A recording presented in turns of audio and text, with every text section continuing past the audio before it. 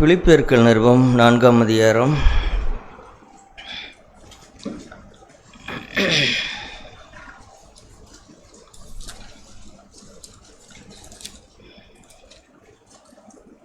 அதற்கு முன்பாக 3ஆம் அதிகாரம் 1ஆம் வசனத்தை பாருங்கள். பிலிப்பியர் 3ஆம் அதிகாரம் 1வது வசனத்தை வாசிக்கிறேன். மேலும் என் சகோதரரே, கர்த்தருக்குள் சந்தோஷப்படுங்கள். எழுதினவைகளையே எழுதுவது எனக்கு வருத்தமல்ல, அது உங்களுக்கு நலமாக இருக்கும். அடுத்தது பிலிப்பியர் 4:4. கர்த்தருக்குள் எப்பொழுதும் சந்தோஷமாயிருங்கள் சந்தோஷமாயிருங்கள் என்று மறுபடியும் சொல்லுகிறேன் அப்படிங்கிறார் பவுல். இந்த நிருபத்திலே இந்த நிருபத்திற்கு ஒரு தலைப்பு சொல்வார்கள். அது சந்தோஷத்தின் நிருபம் அல்லது மகிழ்ச்சியின் கடிதம் என்கிறது போல இதற்கு தலைப்பு சொல்வார்கள். கர்த்தருக்குள் எப்பொழுதும் சந்தோஷமாயிருங்கள் என்று என்ன செய்கிறேன், மறுபடியும் சொல்லுகிறேன், சந்தோஷமாயிருங்கள் என்று சொல்லுகிறேன் அப்படின்னு சொல்லி பவுல் இந்த பிலிப்பி பட்டணத்துக்கு அவர் எழுதுகிறார். பவுல் இந்த லெட்டரை எழுதும் பொழுது, இந்த கடிதத்தை, இந்த நிருபத்தை எழுதும் பொழுது அவர் எருசலேமில் காங்கிரீட் வீட்டில் பஞ்சு மெத்தையிலே படுத்துக்கொண்டு எழுதினாரா, அல்லது ஏசி ரூமில் உட்கார்ந்து கொண்டு?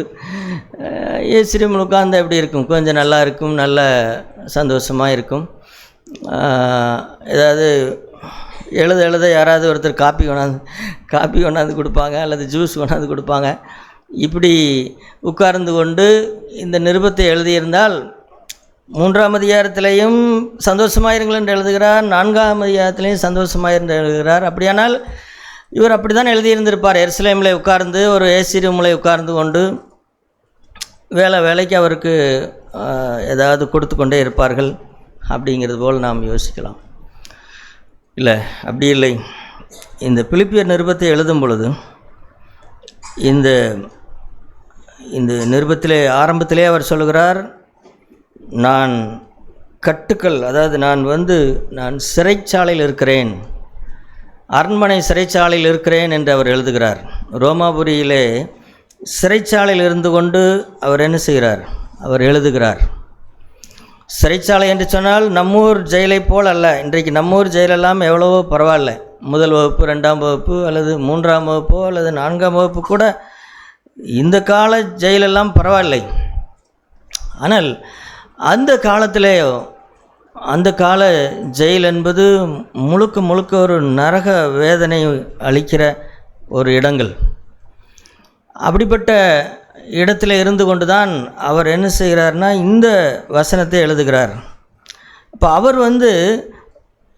அவர் பாருங்கள், அவர் இருக்கிற நிலைமையே பரிதாபத்துக்குரிய நிலைமை. இந்த நிலைமையில் அவர் எழுதுகிற கடிதத்தை நாம் பார்த்தோம் என்று சொன்னால் எவ்வளவு சந்தோஷம்.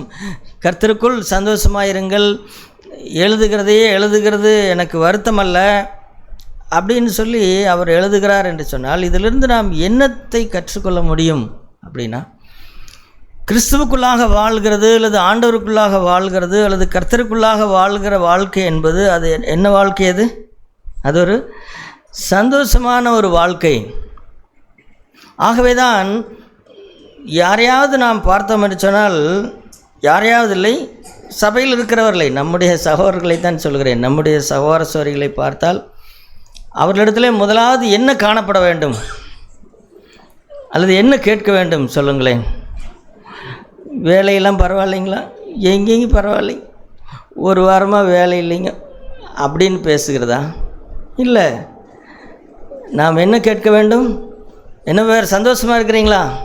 ஆமாம் வேறு, நான் சந்தோஷமாக இருக்கிறேன் அப்படின்னு சபையில் இருக்கிறவர்கள் ஒருவருக்கொருவர் பேசிக்கொண்டால் எவ்வளவு நலமாக இருக்கும். ஆனால் நாமும் சூழ்நிலைகளை ரொம்பவும் தியானித்து அல்லது சூழ்நிலைகளை கலந்து சில விஷயங்களை சொல்லுகிறது போல, சூழ்நிலைகள் இப்படி இருக்கிறது, இது இப்படி இருந்தால் இப்படியெல்லாம் நடக்கும், இதெல்லாம் இப்படி இருந்தால் வேலை காரியங்கள் மாறும், அப்படி இப்படின்னு சூழ்நிலை மாறும், உக்ரைன் போர் நின்று போனால் ஏதாவது ஆர்டர் கிடைக்கும், இதுபோல் பயங்கர அறிவாளித்தனமாக பயங்கரமாக என்ன செய்கிறோன்னு கேட்டால் இதெல்லாம் பேசுகிறோம். ஆனால் இல்லவே இல்லை சகோதர சொல்லு. அப்படியானால் இந்த ரகசியத்தை பாருங்கள். ஒரு மனிதன் ஜெயிலில் கிடக்கிறாரு, அதுவும் இருட்டு நிறைந்த அந்த ரூமில் பாத்ரூம் வசதி கிடையாது. வேலைக்கு ஏதாவது அது 3 வேளை சாப்பாடு போடுவார்களா என்றே சந்தேகம். அப்படிப்பட்ட ஒரு கொடுமையான மூட்டை பூச்சிகள் நிறைந்த ஒரு ஜெயிலில் இருந்து கொண்டு இந்த சபையாருக்கு எழுதுகிற அந்த நிருபத்தை பாருங்கள். அந்த நிருபம் அப்படிப்பட்ட சந்தோஷத்தின் நிருபமாக அவர் எழுதுகிறார்.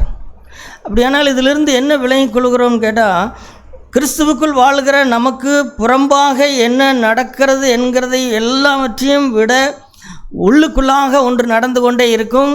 அது என்னது? கர்த்தருக்குள் சந்தோஷமாக இருக்கிறது. ஆமாம், இதுதான். அது ஏதோ நிறைய இருக்கிறது என்கிறதை வைத்தும் அல்ல,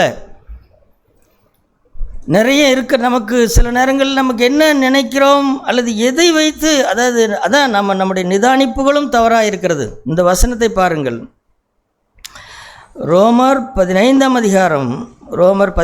அதிகாரத்தில் இப்போ நம்ம எல்லாருக்கும் சந்தோஷம் என்னன்னு கேட்டால், புசிப்பு குடிப்பதற்கு எல்லாம் போதுமானதாக இருக்குதுங்க, பரவாயில்லைங்க, அதெல்லாம் அதுக்கெல்லாம் ஒன்றும் குறைவில்லைங்க அப்படின்னு சொன்னால் அது ஏதோ பரவாயில்ல, நல்லா இருக்கிறாங்க அப்படின்னு நினைக்கிறோம். ஆனால் இங்கே என்ன பவுல் சொல்கிறார்? ரோமர் 15ஆம் அதிகாரம் 17வது வசனம், தேவனுடைய ராஜ்யம் புசிப்பும் குடிப்பும் அல்ல. அதாவது என்ன புசிக்கிறோம் என்ன குடிக்கிறோம் என்கிறது அல்ல, அது அல்ல நம்முடைய சந்தோஷம். நான் என்னத்தை சாப்பிடுகிறேன் என்கிறதை வைத்து அல்ல சந்தோஷம், நான் எந்த இடத்துல படுக்கிறேன் என்பதை வைத்து அல்ல சந்தோஷம், நான் எவ்வளவு சம்பளம் வாங்குகிறேன் என்பதை வைத்து அல்ல சந்தோஷம், நான் என்ன சமுதாயத்தில் என்ன லெவலில் இருக்கிறேன் என்பதை வைத்து அல்ல சந்தோஷம். அதைத்தான் இது அத்தனையும் இந்த ஒரு வரியிலே நீங்கள் என்னத்தையெல்லாம் நீங்கள் போட்டுக்கொள்ளணுமோ அதெல்லாம் போட்டுக்கொள்ளுங்கள். தேவனுடைய ராஜ்யம் புசிப்பும் குடிப்பும் அல்ல அப்படிங்கிற அந்த ஒரு வரியிலே நீங்கள் எத்தனையை நீங்கள் போட்டுக்கொள்ளணுமோ, உங்களுக்கு எதெல்லாம் ஞாபகத்துக்கு வருகிறதோ அப்படிங்கிற அத்தனையும் அதில் போட்டுக்கொள்ளுங்கள். ஆனால் அவைகள் எதுவும் அல்ல. அது நீதியும் சமாதானமும் பரிசுத்த ஆவியினால் உண்டாகும் சந்தோஷமாக இருக்கிறது. சொல்லே பரிசுத்த ஆவியானவர் நம்முடைய இருதயத்திலே வந்திருக்கிறது எதற்காக அப்படின்னு கேட்டால், இந்த புறம்பான எந்த காரியங்கள் என்னை சுற்றி இல்லாமல் போனாலும் எனக்குள் ஒரு சந்தோஷம் இருந்து கொண்டே இருக்கும். எனக்குள் அது நீதி செய்கிறதுனாலே உண்டாகிற சந்தோஷம். ஆமாம், அதாவது சொல்ல நாம் செய்கிற நீதி கஷ்டப்பட்டு கொண்டு செய்கிறதா இருக்கக்கூடாது. சரி, ஆரம்பத்தில் அப்படி இருக்கலாம். ஆனால் நாட்கள் செல்ல செல்ல நான் செய்கிற நீதி எனக்கு மிகுந்த சந்தோஷத்தை கொண்டு வர வேண்டும். ஆமாம், பிறரை மன்னிப்பது எனக்கு மிகுந்த சந்தோஷத்தை கொண்டு வர வேண்டும். அல்லது எனக்கு கிடைக்கிற நீதியான வாழ்க்கை நிமித்தம் எனக்கு கிடைக்கிற கொஞ்ச வருமானம் எனக்கு மிகுந்த சந்தோஷத்தை கொண்டு வர வேண்டும். நீதி செய்கிறது சகோதர சொல்லே அவ்வளவு பிரியமாக அவ்வளவு சந்தோஷமாக நமக்கு மாற வேண்டும். அது ஏதோ ஒரு கஷ்டப்படுகிறதாக இருக்கக்கூடாது. இல்லை, என்ன செய்கிறது, நாம் ஆண்டோடைய பிள்ளைகள், நம்ம இப்படி தான் இருந்தாக வேண்டி இருக்கிறது, நாம் இழக்கத்தானே வேண்டியதாக இருக்கிறது, நாம் கொடுக்கத்தானே வேண்டியதாக இருக்கிறது அப்படின்னு அல்ல. அப்படி அல்ல. இல்லை, நிறைய பேர் நம்ம அப்படி தான் வாழ்ந்து கொண்டிருக்கிறோம். என்ன செய்வது, நாம் ஆண்டுடைய பிள்ளைகள், நாம் இப்படி தான் இருக்கணும், நம்ம அது என்ன செய்ய அப்படிங்கிற மாதிரி நாம் நினைக்கிறோம். அப்படி இல்லை. நாம் செய்கிற நீதி நமக்கு என்னத்தை கொண்டு வர வேண்டும்? சந்தோஷத்தை கொண்டு வர வேண்டும். தேவன் என்னை வைத்திருக்கிற வாழ்க்கையின் தரம் எனக்கு மிகுந்த சந்தோஷமாக இருக்க வேண்டும். ஜான் வெஸ்லி ஒரு தடவை அவருடைய காலேஜில் அவர் படிக்க கேம்பிரிட்ஜ் பல்கலைக்கழகத்துக்கும் எங்கே அவர் போனார். அப்படி போகும்பொழுது அவர் இன்னும் ரட்சிக்கப்படவில்லை. ரட்சிப்பு ஆண்டவரை பற்றி அவருக்கு தெரியும், ஆனால் ரட்சிப்பின் அனுபவத்தை பெறவில்லை. ஆகவே அவர் அந்த இரவிலே அந்த காலேஜ் வாட்ச்மேனோடு பேசி கொண்டிருந்தார். அந்த வாட்ச்மேனோ மிகுந்த சந்தோஷமுள்ளவராக இருந்தார். அவருக்கு இப்போ இவங்கெல்லாம் காலேஜில் படிக்கிறவங்கெல்லாம் நைட்டில் போய், ஏனென்றால் அங்கெல்லாம் பயங்கரமான குளிராக இருக்கும். அவர்களுக்கு பாதுகாப்பான இடம் உண்டு, பாதுகாப்பான ரூம் உண்டு, பாதுகாப்பாக போர்த்தி கொள்வதற்கு போர்வைகள் உண்டு, தலகணைகள் உண்டு, குளிரை தாங்கிக் கொள்வதற்கு எல்லாம் உண்டு. ஆனால் அந்த வாட்ச்மேனுக்கோ அந்த இரவிலே அவர் அப்படியே தான் இருக்க வேண்டும். ஏதாவது சில குளிர் போர்வைகளை போர்த்தி கொள்ளாமே தவிர. ஆனால் ஜான் வெஸ்லி கவனித்து பார்த்தார், அவரிடத்தில் ஏதோ ஒரு சந்தோஷம் இருந்ததை பார்த்தார். அப்போ அவர் கேட்டார், உங்கள்கிட்ட இதெல்லாம் இல்லையே, உங்கள்கிட்ட இதெல்லாம் இல்லையே, உங்களுக்கு படுப்பதற்கு இது இல்லையே, அது இல்லையே, உங்களுடைய இப்படி நிறைய கேள்விகளை கேட்டார். கேட்ட எல்லா கேள்விகளுக்கும் அவர் தேவன் எனக்கு இந்த அளவு கொடுத்துருக்கிறாரே, அது எனக்கு போதும் அப்படின்னு ஒவ்வொரு கேள்விக்கும் அவரோ என்ன பண்ணுறதுங்க, அப்புறம் நம்ம பொழப்பு இப்படி இருக்குதுங்க, நம்ம 4 எழுத்து படிக்கலைங்க, அப்புறம் அதனால் வாட்ச்மேன் வேலை பார்க்குறேங்க அப்படின்னு அவர் பேசலை. அவர் கேட்ட கேள்வி அத்தனைக்கும் திருப்தியாக சந்தோஷமாக அவர் பதிலளித்தாராம். அதிலிருந்து ஜான் வெஸ்லி கண்டுகொண்டார், என்னிடத்தில் இல்லாத ஒன்று அவரிடத்தில் இருக்கிறது அப்படின்னு கண்டுபிடித்தாராம். அதற்கப்புறம் ஜான் வெஸ்லி தான் அவர் ரட்சிக்கப்பட்டார். இப்போ ரட்சிக்கப்பட்ட ஒவ்வொரு தேவனுடைய பிள்ளையினுடைய இருதயத்திலேயும் எப்பொழுதும் இருக்க வேண்டியது என்ன அப்படின்னு கேட்டால், இந்த சந்தோஷம், இந்த பரலோக சந்தோஷம் என்ன செய்யணும், இருக்க வேண்டும். அதனால் அருமையான சகோதரர்களே, இதை தயவுசெய்து தவற விடாதிருங்கள், அல்லது இதை செய்யுங்கள். இப்போ பவுல் ஏன் 2 தடவை சொல்கிறாரு, எழுதுனதையே எழுதுறது எனக்கு வருத்தம் அல்ல அப்படின்னு சொல்லி அவர் ஏன் திரும்ப திரும்ப எழுதுகிறாருன்னு கேட்டால், மற்ற காரியங்கள் அல்ல, நீங்கள் சந்தோஷமாக இருப்பதற்கு. எனவே அருமையான சகோதர சகோதரிகளே, நாம் கேட்டது போல் நம்முடைய வாழ்க்கையிலே தேவன் சகலவற்றையும் நன்மைக்கு ஏதுவாக நடக்க அவர் நடத்தும் போது, அப்புறம் நமக்கு இனி என்ன வேண்டும், சந்தோஷமாக இல்லாத இருப்பதற்கு என்னங்க காரணம்? அதை இது வெளியிலிருந்து நான் என்ன சாப்பிடுகிறேன், என்ன குடிக்கிறேன் என்கிறதை வைத்தல்ல, பரிசுத்த ஆவியானவரால் எனக்குள் உண்டாகி கொண்டே இருக்கிற அந்த சந்தோஷமானது, இது உண்மைதான். நீங்கள் ரட்சிக்கப்பட்ட போது எல்லாரும், நீங்கள் ரட்சிப்பின் அனுபவத்தை உண்மையாய் பெற்ற எல்லாரிடத்துலையும் கேட்கிறேன், ரட்சிக்கப்பட்ட போது உங்களுக்கு என்ன 10 கோடி ரூபா பணம் கொடுத்தாங்களா? யாராவது சொல்லுங்களேன். ரட்சிக்கப்பட்ட போது ஏதாவது 10 கோடி ரூபா பணம் கொடுத்தாங்களா? இல்லையே. இயேசு என்னுடைய உள்ளத்தில் வந்தார், நான் என் பாவத்தை அறிக்கை செய்தேன், அவர் என்னை ரட்சித்தார். அப்படிங்கும் அப்பொழுது நாம் பெற்றிருந்த அந்த சந்தோஷம் எங்கே? எல்லாம் எனக்கு யார் வேண்டாம், சொந்த பந்தம் வேண்டாம், எதுவும் வேண்டாம், எனக்கு இயேசு போதும் அப்படின்னு எல்லாவற்றையும் தூக்கி எறிஞ்சிட்டு வந்தமே, அது எங்கே? அந்த சந்தோஷம் எங்கே? அப்போ அந்த சந்தோஷம் இப்பொழுது நீதியின் பாதையிலே வளர வளர வளர வளர அது இன்னும் அதிகமாக என்ன செஞ்சுருக்கணும்? வளர்ந்துருக்கணும் அல்லவா? ஆமாம், அது வளர்ந்துருக்கணும். அந்த அபிஷேகம், இந்த வசனத்தை பாருங்கள், எபிரேயர் 1ஆம் அதிகாரத்தில் இயேசு கிறிஸ்து பெற்ற அவரை பிதாவாகிய தேவன் எப்படி அபிஷேகித்தார் அப்படின்னு சொல்லப்பட்டிருக்கிறது. எபிரேயர் 1ஆம் அதிகாரம் 9வது வசனம். அதாவது இயேசு கிறிஸ்து கூட சகோதரர்களே, இந்த பூமியில் அவர் இருக்கும் பொழுது அவருக்கு அபிஷேகம் தேவையாய் இருந்தது.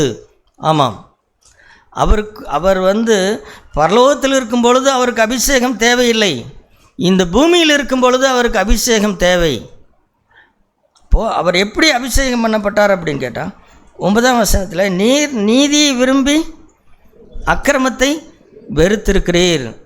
சகோதரர்களே, நாம் ரட்சிக்கப்பட்ட உடனேயே இந்த மாற்றம் நமக்குள்ளாக துவங்கும். என்ன மாற்றம்னு கேட்டால், பாவத்தை வெறுத்து நீதியை விரும்புகிற ஒன்றை பரிசுத்த ஆவியானவர் நம்முடைய உள்ளத்திலே வைப்பார். ஃபஸ்ட்டு முதல்ல அதுதான் ஆரம்பம். அந்த ஆரம்பம் அது ஏதோ பாவத்தை தவிர்ப்பதல்ல. சபைக்கு போகணும்னு சொன்னால் இதெல்லாம் செய்யக்கூடாதுங்க அப்படின்னு அல்ல, அப்படி அல்லவே அல்ல. ஏசாமி சபைக்கு போகணுன்னா இதெல்லாம் செய்யணும், இதெல்லாம் செய்யக்கூடாது, உங்கள் சபைக்கு வரணுன்னா என்னங்க பண்ணுறது அப்படின்னு கேட்டால் இப்படியெல்லாம் கிடையவே கிடையாது. மாறாக நான் ரட்சிக்கப்பட்ட உடனேயே நான் புது மனுஷனாய் மாறிவிடுகிறேன். இந்த புது மனுஷனுடைய அடையாளம் என்னன்னு கேட்டால், அவன் முதல்ல பாவத்தை தண்ணீரை போல குடித்து கொண்டிருந்த அந்த மனுஷன் இப்பொழுதோ பாவத்தை வெறுக்கிறான். இப்போ இது நாளுக்கு நாள் வளர வளர வளர நம்முடைய ஜீவியத்திலே சகோதர சொல்லி அக்கிரமத்தை எவ்வளவு வெறுக்கிறோமோ அந்த அளவுக்கு நீதியை விரும்பி அக்கிரமத்தை வெறுக்கிற அளவுக்கு இங்கே என்ன நடக்கும் கேட்டால், இப்போ இயேசுவுக்கு என்ன நடந்தது? நம்மை விட நம்முடைய தோழரை பார்க்கலன்னு தானே. அவருடைய தோழர் யாருன்னா நம்ம தான் அவருடைய தோழர். அப்போது நம்மை விட எப்படி இயேசு கிறிஸ்து அவர் ஆனந்த தைலத்தினால் அபிஷேகம் பண்ணப்பட்டார் அப்படின்னா, அவர் அக்கிரமத்தை தவிர்க்கவில்லை. இப்போ நாம் சில நேரங்களில் சில விஷயங்களை தவிர்த்து விடுகிறோம். இப்போ வேண்டாம், இப்போ இதை செய்ய வேண்டாம், அல்லது யாரோ பார்த்துட்ருக்குறாங்க, இது இப்போ ஆஃப் பண்ணி வை அப்படின்னு ஏதாவது ஒன்றை, அல்லது இவங்க வர்றாங்க அதனால் இப்போ இதை பேச வேண்டாம், அல்லது கணவன் மனைவி காரசாரமாக பேசிக்கிட்டு இருப்பாங்க.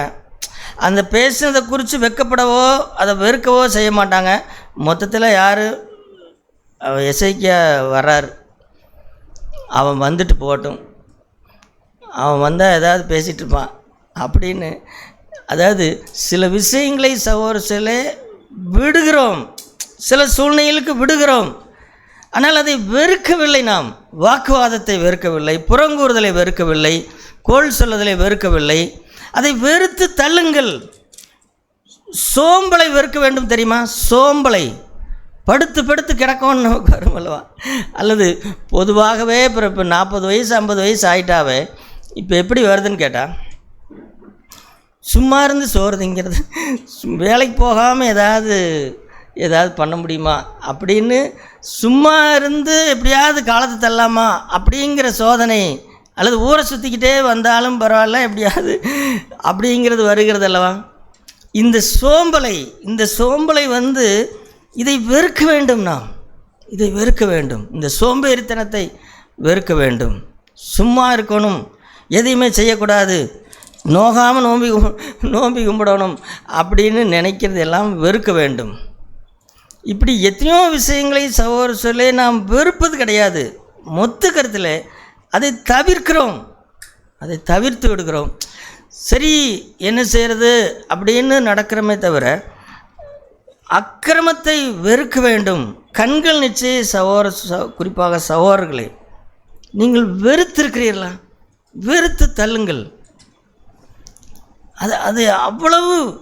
அது அவ்வளவாய் வெறுக்காத பட்சத்தில் என்ன செய்ய முடியாதுன்னு கேட்டால், அதிலிருந்து விடுதலை அடைய முடியாது.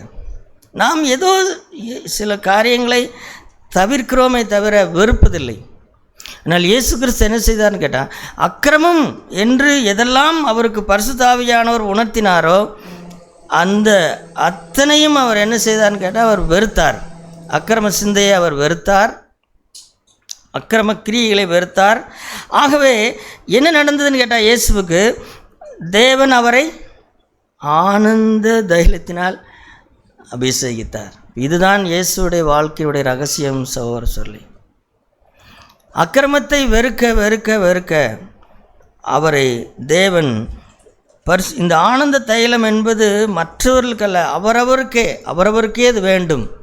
சில அபிஷேகங்கள் மற்றவர்களுக்கு ஊழியம் செய்வதற்கென்று நாம் சொல்லலாம். ஒரு தீர்க்கதரிசன வரமாக இருக்கலாம், அல்லது ஒரு பிசாசை துரத்துகிற வரமாக இருக்கலாம். எந்த வரமாக இருந்தாலும் அது மற்றவர்களுக்கு அந்த அபிஷேகம் அது இருக்கலாம். ஆனால் இந்த அபிஷேகம் இருக்கிறதல்லவா, இது நமக்கு மட்டும்தான். இது நமக்கு என்னது?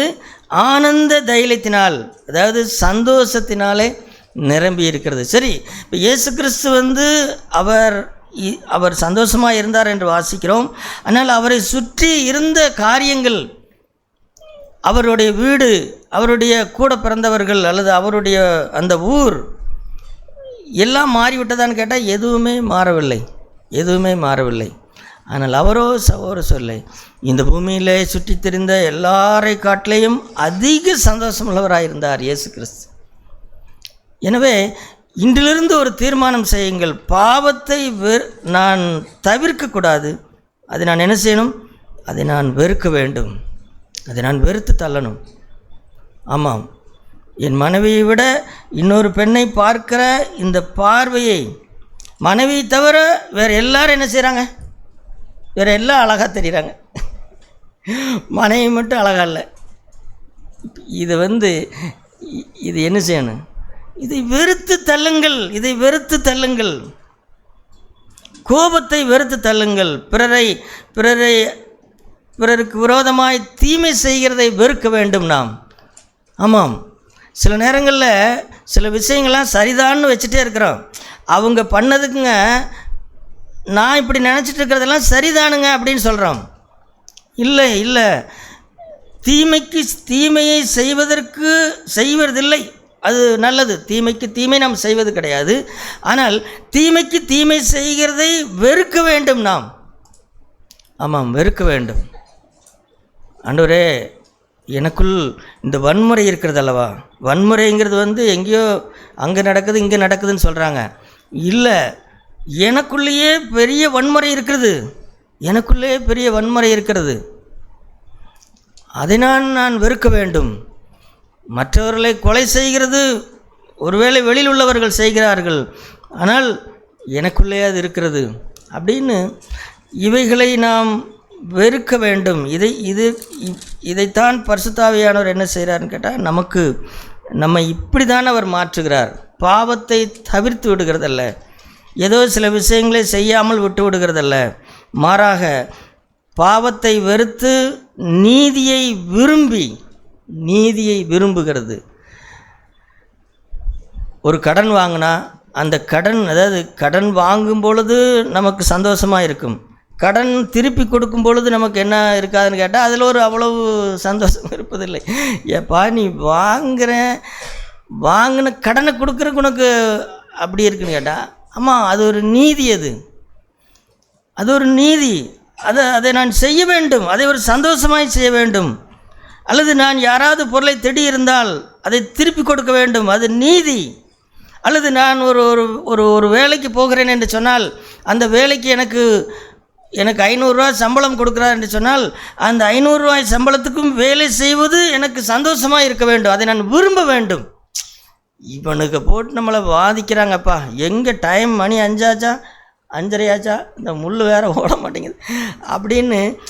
அதாவது நான் வாங்குகிற சம்பளத்துக்கு நீதியாய் வேலை செய்ய வேண்டும் அப்படிங்கிறதை நான் விரும்பணும். சகோதர சொல்ல நான் அதை விரும்பணும். அப்படி பரிசுத்தர் சொல்லித்தர மாட்டார்னு நினைக்கிறீங்களா? ஆமாம், அப்படி தான் சொல்லிக் கொடுப்பார். அதுதான் பரிசுத்த ஆவியானவர். ஓபி அடிக்கிறது, வாங்குகிற சம்பளத்துக்கு வேலை செய்யாமல் இருக்கிறது, இதெல்லாம் இது பரிசுத்த ஆவியானவர் இல்லை. அல்லது நாம் இதை விரும்ப வேண்டும். எப்படா விடுவாங்க, எப்படா போவோம் அப்படின்னு இல்லாதபடிக்கு நீதியை சகோதர சொல்லு வாஞ்சையோடு கூட. இயேசு கிறிஸ்து பாருங்கள், அவர் ஞானஸ்தானம் எடுக்க வேண்டிய அவசியமே இல்லை. ஆனால் அவரோ இப்படி எல்லா நீதியையும் நிறைவேற்றுவது நமக்கு ஏற்றதாக இருக்கிறது அப்படின்னு போய் சந்தோஷத்தோடு கூட போய் என்ன செய்தார்? யோவான் ஸ்நானகனுக்கு கீழ்ப்படிந்திருந்தார். நான் யாருக்கு கீழ்ப்படிய வேண்டும், எந்த இடத்துல எப்படி நடந்து கொள்ள வேண்டும் அப்படிங்கிறதை குறித்து மிகுந்த ஆண்டவர் ஒரு இடத்துல சொன்னார் அல்லவா, நீ ஒரு கல்யாணத்துக்கு அழைக்கப்பட்டிருந்தால் அங்கே போய் என்ன செய், தாழ்ந்த இடத்துல போய் உட்காரு அப்படின்னு சொன்னார். அப்போது இந்த மாதிரி விஷயங்களை எல்லாம் நாம் விரும்ப வேண்டும். மேன்மையான இடத்திற்கு போகிறதை வெறுக்க வேண்டும். நான் கல்யாணத்துக்கு போனேன், என்னை வந்து கூப்பிடணும், என்னை வந்து அழைச்சிட்டு போய் இந்த சேரில் இங்கே உட்காருங்க அப்படின்னு சொல்லணும். அப்படிங்கிற இந்த அக்கிரமத்தை, தன்னைத்தானே உயர்த்துகிற அக்கிரமத்தை நமக்கு நாம் இதை இல்லைங்க நான் இங்கேயே உட்காந்துக்கிறனுங்க அப்படின்னு சொல்லுகிறோமே தவிர அதை வெறுக்கலை. அதை வெறுக்கலை, அதை விரும்புகிறோம். நான் அப்படி தான் சொல்லுவேன், நீங்கள் என்னை கூட்டிகிட்டு போயிடணும். நான் இப்போ நான் கேட்க முடியுமா? நான் முன்னாடி வரிசையில் போய் உட்காரணும், நான் போய் கேட்க முடியுமா? நீங்கள் தானே கூட்டிகிட்டு போகணும். இல்லை இல்லை இல்லை இல்லை இப்படி இருக்கிறபடினால் இந்த அக்கிரமங்களை எல்லாம், இப்படி எத்தனையோ அக்கிரமங்கள் இருக்கிறது. நான் ஏதோ எனக்கு பட்டதை சொல்லுகிறேன். நீங்கள் உண்மை உள்ளவர்களாக இருந்தால் அக்கிரமம் என்றால் என்ன அப்படின்னு பரிசுத்தர் உங்களுக்கு காண்பிப்பார். அந்த அக்கிரம சிந்தையை நீங்கள் வெறுத்து தள்ளுங்கள். அப்பொழுது என்ன நடக்கும்? ஆனந்த தைலத்தினால் அபிஷேகம் பண்ணப்படுவீர்கள். உங்களுக்கு உங்களுடைய இருதயத்தில் சந்தோஷம் நிரம்பி இருக்கும். அது அது வெளிரங்கமாய் வருகிற காரியத்தை பொறுத்தல்ல, வெளிரங்கமாய் இருக்கிற காரியத்தை எதை பொறுத்தும் அல்ல. அந்த சந்தோஷம் அது புசிப்பும் குடிப்பும் அல்ல, அது பரிசுத்தாவியினாலும் நீதியினாலும் உண்டாகிற சந்தோஷம். ஆகவேதான் நாம் ஒவ்வொருவரும் நீதி செய்கிறோம் என்கிறதிலே திருப்திப்படாமல், நான் செய்கிற ஒவ்வொரு நீதியும் சந்தோஷமாய் செய்தேனா, ரொம்ப சுவைத்து செய்தேனா அதை. ஆமாம், வேலைக்காரர்களுக்கு ஒழுங்காய் சம்பளம் கொடுக்கறதெல்லாம் ரொம்ப ரொம்ப சுவைத்து ருசித்து இதை நான் நல்லபடியாக செய்யணும் அப்படின்னு செய்கிறோமா? 6 மணி 7 மணி வரைக்கும் உட்காந்துக்கிட்டு இழுத்து அடித்து 8 மணி ஆகி அப்புறம் பணம் கொடுக்கறது, சம்பளம் கொடுக்கறதுக்கு ஜவ்வா இழுக்கிறது. இல்லை இல்லை இல்லை இல்லை இல்லை அநேக நல்ல காரியங்களை நாம் சந்தோஷமாக செய்கிறதில்லை, அதை விரும்புகிறதும் இல்லை. ஆகவே நம்முடைய ஆவிக்குரிய வாழ்க்கை எப்படி இருக்கிறது? ஒரு வறண்டு போய் கிடக்கிறது, ஒரு வறண்ட நிலமாக இருக்கிறது. ரட்சிக்கப்பட்ட போது இருந்த சந்தோஷம் எங்கே? இப்பொழுது இருக்கிற சந்தோஷம் எங்கே? ரட்சிக்கப்பட்ட பொழுது நான் அவ்வளவு சந்தோஷமுள்ளவனாக இருந்தேன். சகோதரர்களே, ஒரு தடவை 1991 வருஷத்தில் நான் ரட்சிக்கப்பட்ட புதிதிலே எத்தனையோ தவறுகளை நான் சரி செய்தேன். ஒரே ஒன்றை மட்டும் விடாமல் செய்து கொண்டே இருந்தேன். அது என்ன அப்படின்னு கேட்டால், அந்த காலத்தில் ஒரு பத்திரிகை வெளிவரும், இந்திய டுடே அப்படிங்கிற ஒரு பத்திரிகை. இப்பொழுதும் அது வருமா எனக்கு தெரியல, நான் அதுக்கப்புறம் அதை பார்த்ததில்லை. ஆங்கிலத்தில் டுடே இந்தியான்னு வரும், தமிழில் இந்திய டுடே என்று வரும். அந்த பத்திரிகை மாதத்துக்கு ஒரு தடவை வரும். அந்த பத்திரிகையில் வேறொன்றும் இல்லை, அதில் அரசியல் கட்டுரைகள் இருக்கும், பொதுவான கட்டுரைகள் தான் இருக்கும். அது ஒரு டீசெண்டான பத்திரிகை அது. ஆனால் அந்த பத்திரிகையிலே கடைசி பக்கத்திலே ஏதாவது ஒரு சின்ன விளம்பரம் இருக்கும்.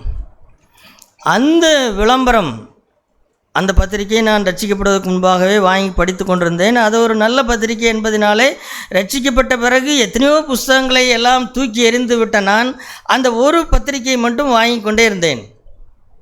ஒரு நாள் ஒரு மாதம் வாங்கின போது அந்த கடைசி பக்கத்தில் ஒரு விளம்பரம் இருந்தது. அது ஒரு தவறான படம் என்றால் ஒரு விளம்பர படம். அது போன்ற படங்கள் இன்றைக்கு செல்ஃபோன்லேயே சாதாரணமாக இருக்கிறது. இன்றைக்கு இருக்கிற நீங்கள் யூடியூப்புக்குள்ளே போனால் சர்வசாதாரணமாக இருக்கிறது. ஆனால் அந்த படத்தை பார்த்துவிட்டு, ஆண்டவரே நான் ஏன் இந்த பத்திரிகை வாங்கினேன் அப்படின்னு சொல்லி, இதற்கு அந்த பத்திரிகை மாதத்துக்கு ஒரு தடவை தான் வரும். அன்றிலிருந்து அந்த பத்திரிகை என்ன செய்து, நான் இனிமேல் இந்த பத்திரிகையை நான் வாங்க மாட்டேன் அப்படின்னு ஒரே ஒரு படம், ஒரு பத்திரிகையிலே கடைசி எண்டில் இருக்கிற மற்ற எல்லா செய்திகளும் நன்றாகத்தான் இருக்கும். ஆனால் அது எனக்கு வேண்டாம் என்று சொல்லி அதை வெறுத்து அந்த பத்திரிகை வாங்கிறதே நிறுத்திவிட்டேன். இன்றைக்கு நான் யோசித்து பார்க்கிறேன், அன்றைக்கு அந்த அக்கிரமத்தை வெறுத்தது போல இன்றைக்கு வெறுக்கிறேனா? இன்றைக்கு இப்போ திரும்ப டெஸ்ட், எனக்கு இப்போது திரும்ப ஆண்டவர் என்னை சோதித்து பார்க்கிறார். அன்றைக்கு நீ மாதத்துக்கு ஒரு தடவை வாங்குகிற ஒரு பத்திரிகையில் இருந்த படத்தை பார்க்க நேரிட்டு விட்டதே அப்படிங்கிறதுக்காக நீ அதை விட்டுட்டியே, அந்த மாதிரி இன்றைக்கு நீ அப்படி இருக்கிறாயா என்றால், இன்றைக்கு கையிலே செல்ஃபோன் இருக்கிறது. அப்போது இன்றைக்கு எப்படி இருக்கிறது? இன்றைக்கு ஏன் என்னிடத்தில் ஆனந்த தைலம் இல்லை? ஏனென்றால் இல்லை, அது அவசியம், யூடியூப் பார்க்குறது அவசியம், இப்படி ஏதோ ஒன்று நான் சொல்லிக்கிட்டே இருக்கிறேன். அதனால் என்ன ஆகிவிட்டது அப்படின்னு கேட்டால், என்மேல் அந்த ஆனந்த தைலம் என்று இல்லை, ஆனந்த தைலத்தின் அபிஷேகம் இல்லை. ஆகவே நாம் என்ன செய்யணும்? நான் மனம் திரும்புகிறேன், நாம் மனம் திரும்ப வேண்டும் சகோதர சொல்லி. ஆமாம், அக்கிரமத்தை தவிர்ப்பதல்ல, அக்கிரமத்தை வெறுப்பது. வெறுத்தால் நாம் ஆனந்த தைலத்தினால் அபிஷேகம் பண்ணப்படுவோம். முதலாவது சகோதர சொல்லி பாவத்தை அடிப்படையிலே ஒரு விஷயத்தை சொல்லி முடிக்கிறேன். ஒரு பாவத்தை செய்து விடுகிறோம், ஒரு தவறி விடுகிறோம். ஆனால் அந்த பாவத்தை உடனே அறிக்கை செய்ய பழகுங்கள். இல்லை என்று சொன்னால் அந்த பாவத்தை அறிக்கை செய்கிற வரைக்கும் அந்த சந்தோஷம் இருக்காது. ஆமாம், இங்கே பாருங்கள், புலம்பலில் ஒரு வார்த்தை இருக்கும். புலம்பல் புஸ்தகத்தில் கடைசி அதிகாரம், புலம்பல் புஸ்தகத்திலே கடைசி அதிகாரத்திலே 15ஆம் வசனம், 15-16 வசனங்கள், 5ஆம் அதிகாரம், புலம்பல் 5ஆம் அதிகாரம் 15-16 வசனங்கள். எங்கள் இருதயத்தின் கலிகூறுதல் ஒளிந்து போயிற்று, எங்கள் சந்தோஷம் துக்கமாய் மாறிற்று, எங்கள் தலையிலிருந்த கிரீடம் விழுந்தது, ஐயோ நாங்கள் பாவம் செய்தோமே. பாருங்கள், எரேமியா புலம்புகிறார். எங்களுடைய இருதயத்தின் கலிகூறுதல் என்ன செய்து விட்டது? ஒளிந்து போய்விட்டது. எங்கள் சந்தோஷம் துக்கமாய் மாறிவிட்டது. எங்கள் தலையில் இருக்கிற கிரீடம், அந்த சந்தோஷத்தின் கிரீடம், அது விழுந்து விட்டது. ஏன் அப்படின்னு கேட்டால், நாங்கள் பாவம் செய்தோமே. அப்போ இதிலிருந்து என்ன கற்றுக்கொள்கிறோன்னு கேட்டால், பாவம்தான் சந்தோஷத்திற்கு எதிரி. எனவே உடனே எந்த பாவத்தை செய்தாலும் உடனே அறிக்கை செய்யுங்கள் ஆண்டவரிடத்தில். உடனே அறிக்கை செய்யுங்கள். இல்லை என்று சொன்னால், நாம் வாசிக்கிறோம் அந்த 32வது சங்கீதத்தை பாருங்கள். 32ஆம் சங்கீதத்தில் தாவீது தன்னுடைய அனுபவத்திலிருந்து அவர் சொல்லுகிறார். 32ஆம் சங்கீதம்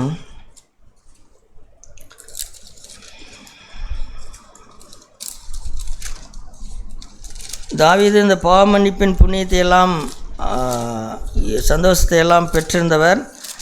அங்கே அவர் சொல்லுகிறார், நான்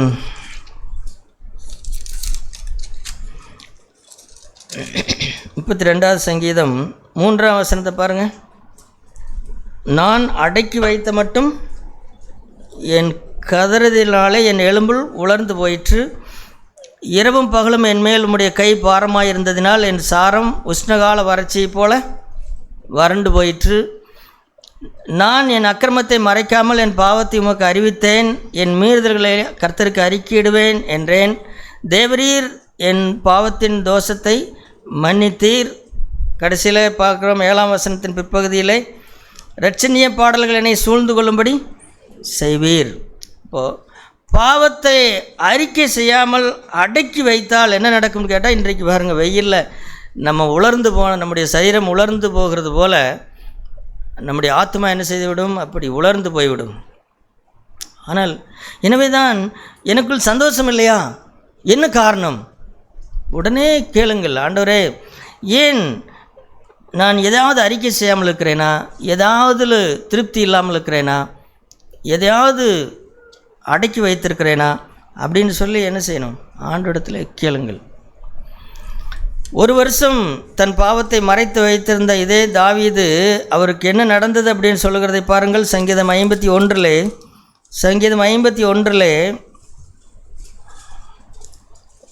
அவன் எண்ணத்தை இழந்து போனான். சங்கீதம் 51 8ஆம் வசனத்தில் தன்னுடைய பாவத்தை அடக்கி மறைத்து வைத்து கொண்டு 1 வருஷ காலம் யாருக்கும் தெரியாமலே வாழ்ந்தான் அவன். அருமையான சகோதரர்களே, வாலிபர்களே, தயவுசெய்து கேளுங்கள். 1 வருஷம் யாருக்கும் தெரியாது இந்த விஷயம். 1 வருஷம் யாருக்கும் தெரியாது.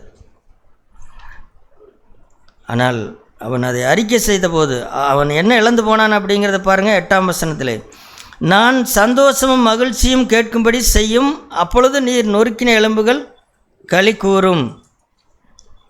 12ஆம் வசனத்தில், உமது இரட்சணியத்தின் சந்தோஷத்தை திரும்பவும் எனக்கு தாரும்.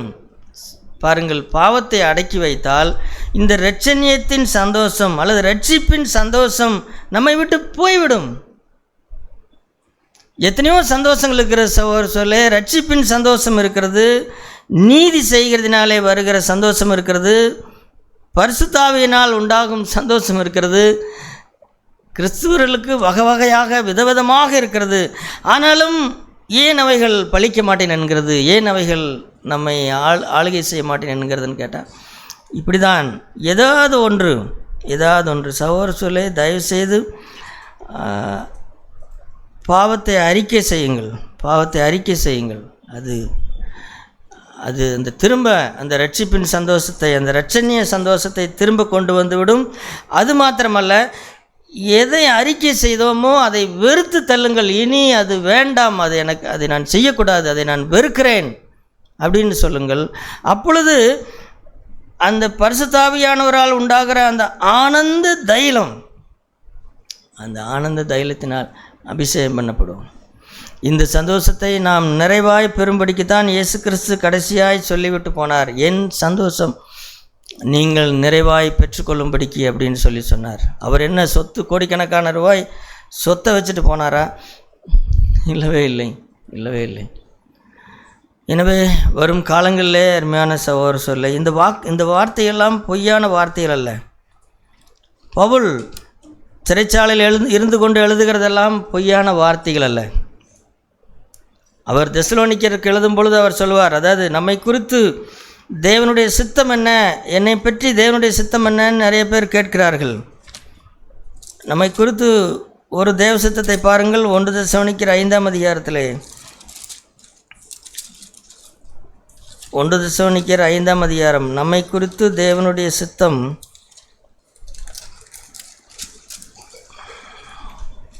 5ஆம் அதிகாரம் 16வது வசனம், எப்பொழுதும் சந்தோஷமாயிருங்கள், ஆல்வேஸ் ரிஜாய்ஸ்.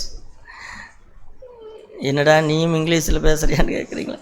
எனக்கு இந்த மாதிரி ஒரு வார்த்தை 2 வார்த்தையெல்லாம் தெரியும். Honour all men, always rejoice. அப்போ இதுதான் என்ன செய்யப்பட்டிருக்கிறது 18ஆம் வசனத்தில்.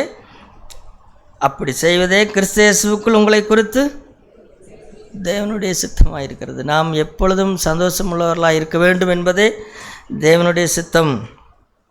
தேவன் நமக்கு உதவி செய்வாராக.